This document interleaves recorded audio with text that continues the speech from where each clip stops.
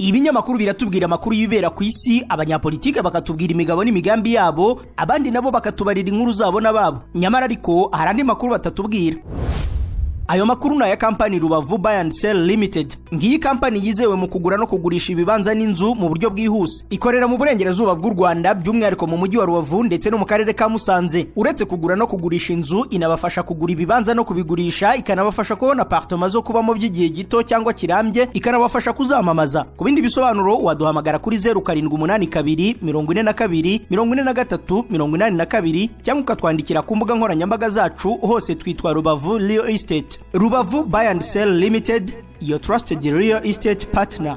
Mukomeze mugubwe neza bakunzi ba Rubavu Buy and Sell Limited, ndibaza nizera ko mbeze neza muri amahoro. Abantu muduteza yombi muri mu gihugu cy'u Rwanda, hanze y'igihugu cy'u Rwanda, mwese mukomeze mu amahoro.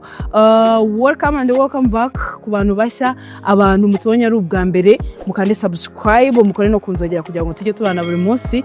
Abantu musanzwe mutubona mukaba turakora subscribe, namwe muyikore kugira ngo tujye tubana buri munsi. Mugende mudufollowing no kuzindi mbuga nkoranyambaga zose dukoresha, aba kuri TikTok, Instagram, Facebook, LinkedIn, hose amazina dukoresha namwe ni Rubavu Real Estate.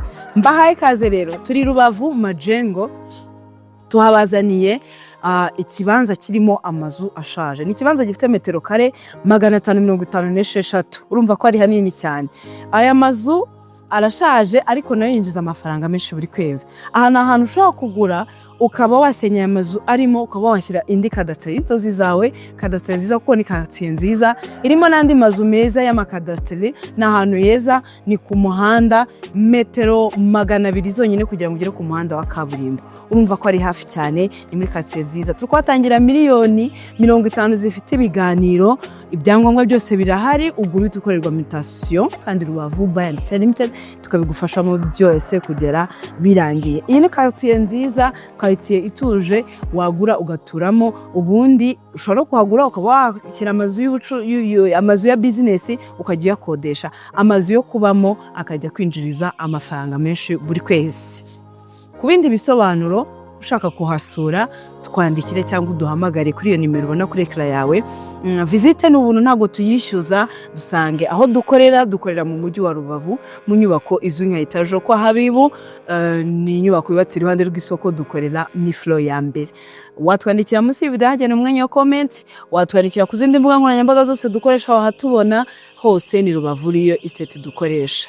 Rubavu Buy and Sell Limited ni kampani ya mbere yizewe mu kugura no kugurisha ibanza n'amazu mu buryo bwiza bwizewe kandi bwihuse. Tunabafasha kugura ibanza n'amazu mu buryo bwiza bwizewe bwa kinyamwuga.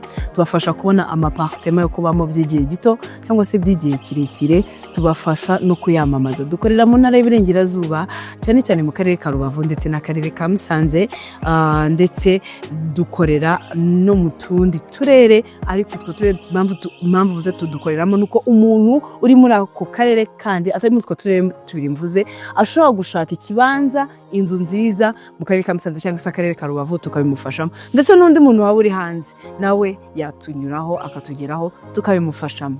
Muduhamagare, mutwandikire, mudusanga aho dukorera. Rubavu Buy and Sell Limited, your trusted real estate partner. We always here for you.